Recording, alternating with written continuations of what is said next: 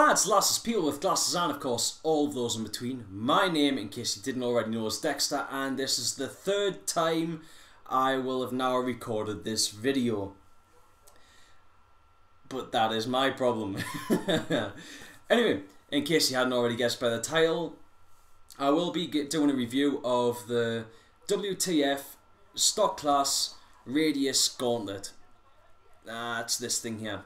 Now, first off, I want to start by saying this also comes in a TPX format, where instead of having the four 12 gram, instead of having the four 10 round tubes, it comes with two TPX pouches, and it also comes in first class. I keep saying first class. I don't know why.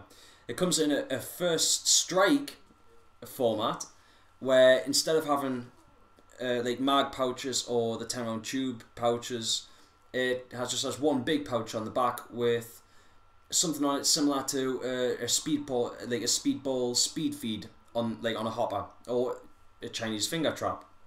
You know, you put your fingers in, you pull the round out, but it stops the paint coming back out.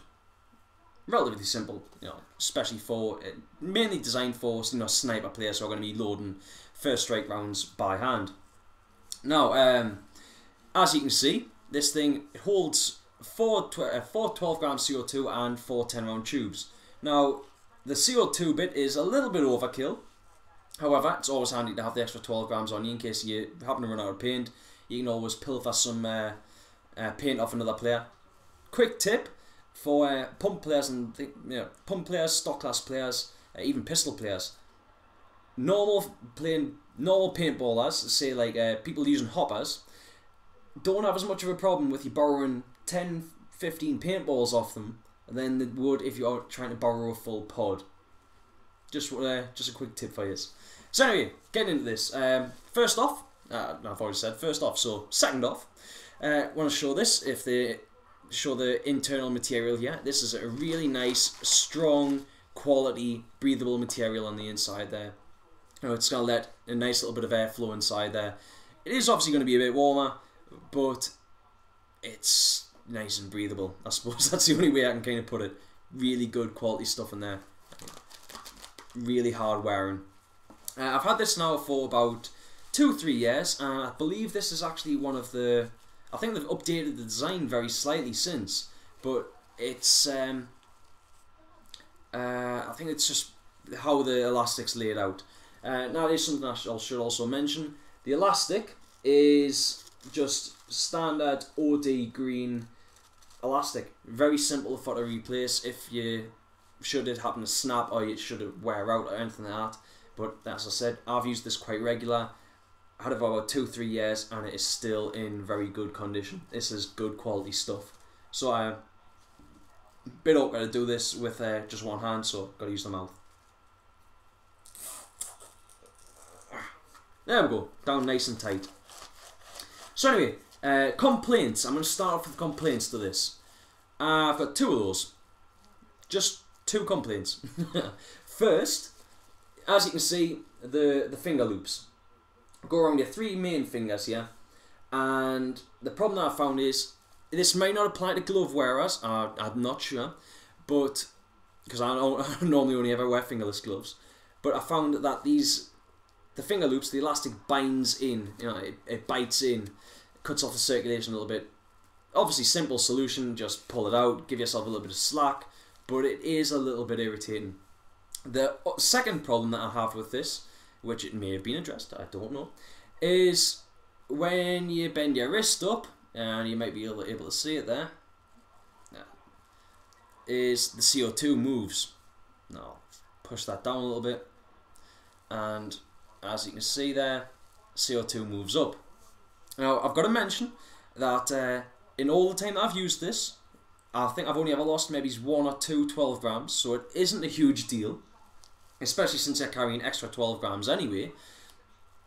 But it is something that I would possibly like to see worked on, if at all possible. I'm not sure how they could solve it, but yeah, it's just one of those things.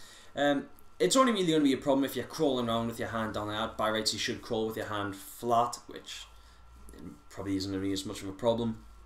But for crawling, for moving your arms around, anything like that, it could be an issue if you're bending right back. You might lose one. Just keep an eye on them though, and you should be relatively fine. And that's it. That's the only real downsides. Good sides to it, you know, good quality, relatively cheap. It retails for $49.50. Then, you know, you add your postage and packaging on top of that, you may be looking at $60 in total. For people in the UK, you know, yet again, you're still only looking at maybe £50 maximum. I can't exactly remember how much it cost me to get it now because it's been a bit of a while. But anyway, usability. Getting on to, I have my stock class Phantom here, just so I can give you a bit of an idea. Now obviously this is a VSC kit. The way that I would use this might be different if you're using like a dropout changer or something like that. But obviously I'm using a bucket changer here. So, you know, you're playing, and you run out of air. Now the best way that I've found to use this is to change her off over the top, over the bottom of the 12 gram, push with your thumb, the same as you would with the PB Mafia pack, and then down and on. Quite simple. Now I don't want to pierce that because then I would have one less CO2.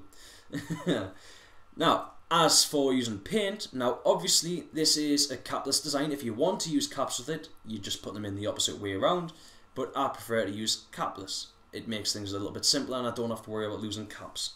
So anyway, this one's already facing the wrong way around, so I'm just going to quickly remove that one and make it disappear. But going for the next one. The reason that you go underneath with this one is it's going to make things a little bit simpler for you. And you're about to see why. You pull on the tube, give it a little bit more of a tug there, and your paint is going to be the right way up. You can then over the back and tip your paint in.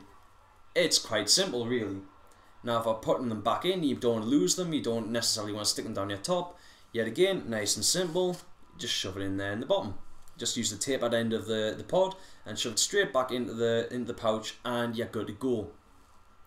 Other than that, I suppose I should mention about loading about filling your pack, filling the gauntlet when you're in the safe zone.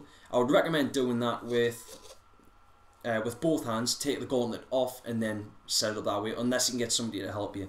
I found that getting the pods back in the capless way, it is a bit tight, but if you want to keep your pack, if you want to keep the tubes in there, it's gonna have to be. CO2, very very simple to load that up. The loops for the CO2 nice and tight. You know, you're not gonna lose them anywhere. They're not going to go anywhere unless you happen to move one when you're crawling, something like that. Other than that though, all I can really say about this is it's a fantastic product. The stuff is quality. It is, you know, well made. You even get a little patch with it when you place your order, when you get it sent to you, which I think is a very very nice touch. There's not many companies do that now, and as I said, it is all made in the US and it is good quality. You're paying for quality when you get it. So I'll put a link to the site in the description. It is WTFPB.com. Really recommend checking it out, and I think that's pretty much all I can say about it. So thank you very much for watching, and I shall see you next time. I decided that today I would show off my PB Mafia Joyride harness, which is this thing here. Now, in case you're not sure what it is a stock class paintball harness, paintball pack. Capable, I should show you this again, capable of holding 4 12 gram CO2 and 15 10 round tubes. That's the 10 round tubes, in case you didn't know, and they are the 12 grams.